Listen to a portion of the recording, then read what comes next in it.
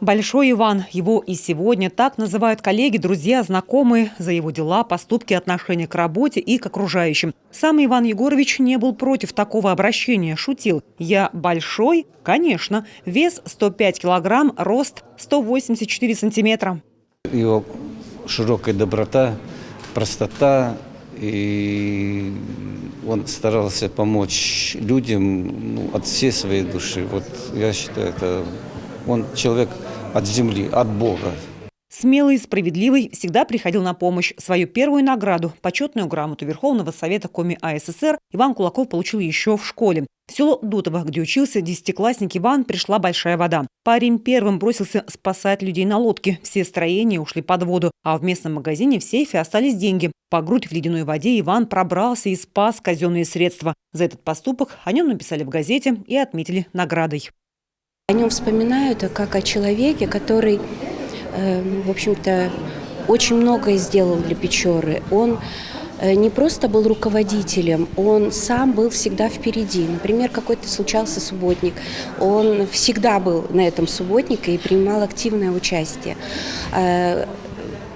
Пожилые люди называли его Егорычем, молодежь называла его дядей Ваней.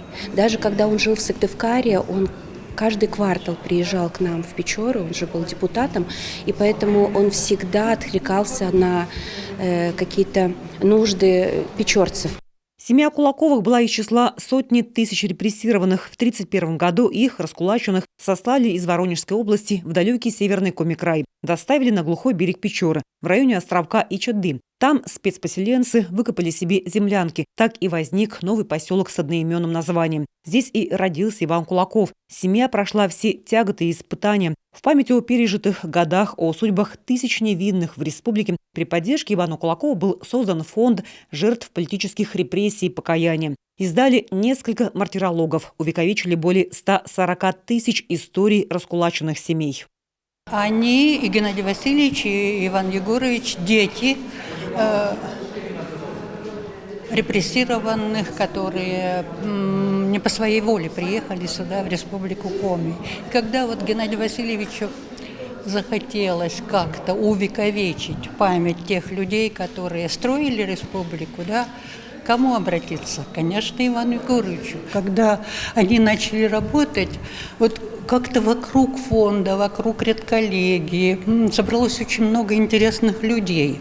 Они как-то сумели объединить ученых Коми-научного центра, историков, пединститута, университета, работников музеев, работников архивов.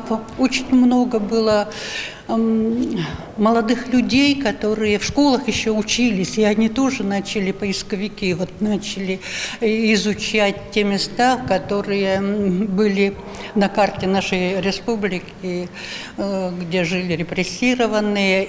Его политическая карьера совпала с тяжелыми 90-ми. Сильнейшее противостояние властных структур и политических оппонентов, нестабильная ситуация в стране. Необходимы были волевые решения и конструктивный диалог. Иван Кулаков умел найти золотую середину. Он неоднократно повторял: исполнительная и законодательная власть должны быть единомышленниками. Тратить время и силы на выяснение отношений безнравственно. Благодаря этим качествам, этой целенаправленной работе с людьми, решение их проблем, чаяний и так далее, давали ему силы выполнять свои служебные обязанности, быть руководителем законодательного органа, ну и, естественно, решать вопросы не только каждого жителя, но и в целом республики. Это нормальное явление, и мы сегодня, как депутаты Государственного Совета, тоже берем пример с Ивана Егоровича, таким же образом строим свою работу и видим, что это приносит очень положительный, хороший результат. Сегодня поселка Ичоды на карте Коми уже не существует, но там установлена часовня в память о спецпоселенцах. Сегодня это объект культурного наследия. А в 2009 году там же установили мемориальную плиту памяти Ивана Кулакова, который заложил традицию каждый год собираться на этом месте и вспоминать тех, кто строил и развивал Республику Коми. Татьяна Супряткина, Олег Юшков, телеканал Юрган.